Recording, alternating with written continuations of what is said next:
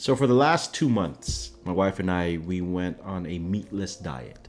So we haven't been eating any type of meat for the last 2 months. And it had me thinking before we started this meatless diet, pre-meatless diet. Have you ever had this moment where you're just so hungry, if not even just hungry, you're just craving something so much that you needed to have it right at that moment, right now, right? And once you do, right? So for example, pre-meatless, I love In-N-Out. And usually when I do eat In-N-Out, it never fails. I have to get a 3x3 burger. I have to get 3x3 patties. They're basically 3 patties in one. And I had to always get that. It was just a craving of mine. And so when I go order the burger, I get In-N-Out, get a 3x3, right? And you have this feeling of, man, I'm just going to devour this thing. I'm just going to eat it. And once you eat it, you just don't know where the time went. Like for me, when I crave something so much, like an In-N-Out burger, I look at my hands sometimes and be like, where did my burger go? Like, I thought I was just eating it. Now it's just like, I devoured it, but I didn't even make a moment out of it, right? That sounded weird, but not make a moment of eating my burger, but like just experiencing the burger, right? Because I ate it so fast, and you just forgot. Like, man, I forgot how it tastes like, right? And today I was thinking about my devotional.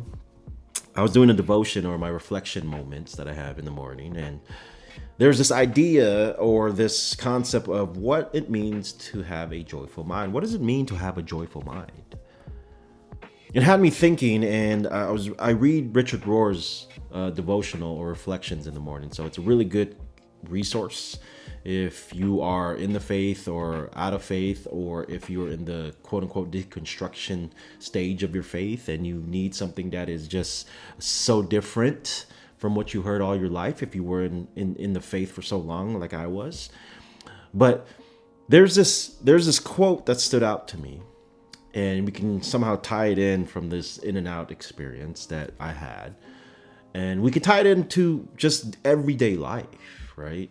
In our everyday little things that we do. And I touch on this concept of just being present all the time is because something that I've been working out myself. And I remember taking a strengths test, if you heard of the strengths test, and in my first semester of grad school. I took it before, but I wanted to take it again just to see if it changed, and it didn't, right? So my mind is wired. The number one thing, one of my number one strengths, which could also be my number one weakness, was I'm a futurist at heart. And it's so true. Even ask my wife. Like, I'm constantly thinking about the future. I'm constantly thinking of, okay, how is this going to be in the next 5 years? What is it going to be like in the next 5 years? What can we do, or what can I do to create something that is different from what it is now? And the problem is that is good because you're always constantly pushing the norm, right? You're always constantly trying to create. You're always trying to find the next thing that will move the world forward, or whatever it may be. It's a good thing, but it's also bad in a practical sense because you can't stay present. Like, you're there, but you're not there, right?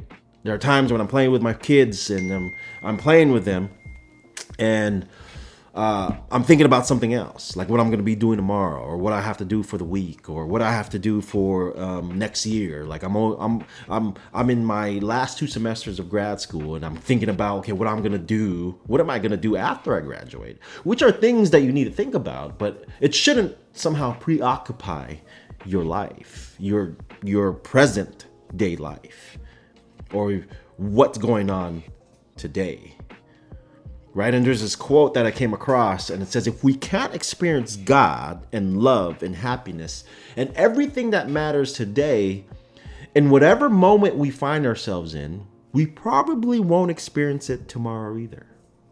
And this is something that I'm learning because and it comes with growth, it comes with wisdom, it comes with experience, right? Of just continuously reflecting on your day to day and continuously just meditating on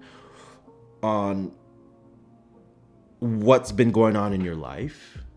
And that takes time, and it's not one thing I try not to do is try to make this like black or white, like this is what you're supposed to do. No, this is just me sharing you my personal experiences and my life experiences, that somehow it could help you in your day-to-day life. And this concept of a joyful mind, what does it mean to have a joyful mind? And what I'm going to do something different today, in the sense of where in this reflection or devotion that I was going through, there were a list of certain phrases that Richard Rohr, from his book The Naked Now, he offered some suggestions on how we can somehow have a joyful mind. How do we have a joyful mind? And this takes practice, like in any muscle or any craft that you're trying to improve on.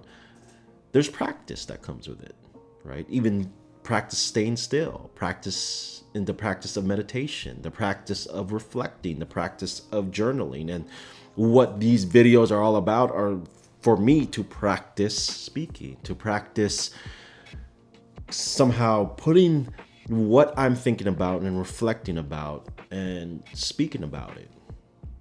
And like I said in my last video, there are just some things that I can't just hold in. And this is just my outlet of letting it out, of releasing my thoughts. And hopefully that one person would somehow be impacted by it.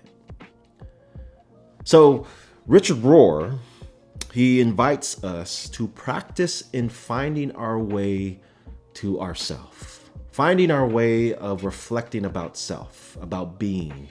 And it's this concept of like, how could we bring this concept of heaven, right? At this glorious place of there's no pain, there's no hurt, no setbacks or anything. How can we somehow practice that now?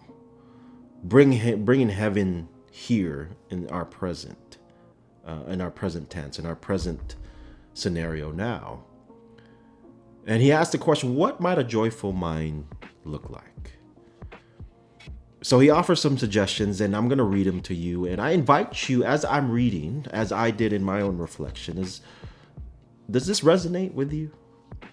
It's like, oh man, I can have a joyful mind if I did this, if I at least practice. Or the first step is just being aware of it, right? That's the most important part, is awareness. Are you aware of your thoughts? Are you aware of your feelings and your emotions and what triggers you? What makes you feel a certain way or gives you a high on life, joy, peace, harmony? What gets you angry? What gets you upset? These are the awareness. It's just practicing being aware, and that takes time. And as I read this, I hope that it somehow resonates with you, that these suggestions that Richard Rohr has could be a stepping stone of how we can have a joyful mind. And he has a few suggestions, and one of them is this. It says, you can have a joyful mind if your mind does not need to be right. If your mind does not need to be right. You can find a joyful mind when you no longer need to compare yourself with others. When you no longer need to compare yourself with others. You can have a joyful mind when your mind can be creative, but without needing anyone to know about it. You can have a joyful mind when you can live in contentment with whatever the moment offers. You can live in contentment with whatever the moment offers. You can have a joyful mind when your mind does not need to be in charge, but can serve the moment with gracious and affirming information. You can have a joyful mind when your mind follows the intelligent lead of your heart. When your mind follows the intelligent lead of your heart. You can have a joyful mind when your mind is curious and interested, not suspicious and interrogating. You can have a joyful mind when your mind does not need to brood over injuries or pain or adversity. You can have a joyful mind when your mind does not need the future to be better than today. When your mind does not need the future to be better than today. You can have a joyful mind when your mind can accept yourself as you are, warts, pimples, and all. You can have a joyful mind when your mind does not divide and always condemn one side or a group. You can have a joyful mind when your mind does not divide and always condemn one side or group. You can have a joyful mind when your mind can critique and also detach from critique. When your mind can critique and also detach from critique. You can have a joyful mind when your mind can wait, listen, and learn. You can have a joyful mind when your mind can wait, listen, and learn. You can have a joyful mind when your mind can live satisfied without resolution or closure. You can have a joyful mind when you can live satisfied without resolution or closure. You can have a joyful mind when your mind can forgive and actually forget. When your mind can forgive and actually forget. You can have a joyful mind when your mind doesn't need to complain or worry to get motivated. You can have a joyful mind when your mind doesn't need to complain or worry to get motivated.